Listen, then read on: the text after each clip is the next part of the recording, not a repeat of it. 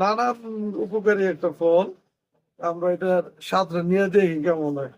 এই যে দেখতে কিন্তু পুরা ভাঙ্গি। আগে আমি একটু খাই, পরে আমার বাচ্চাদের একটু খাওয়াই দিই।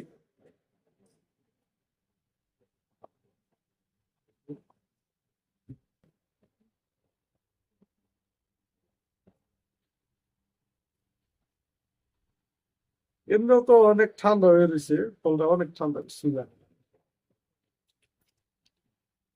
একদম সেম ভাঙ্গি।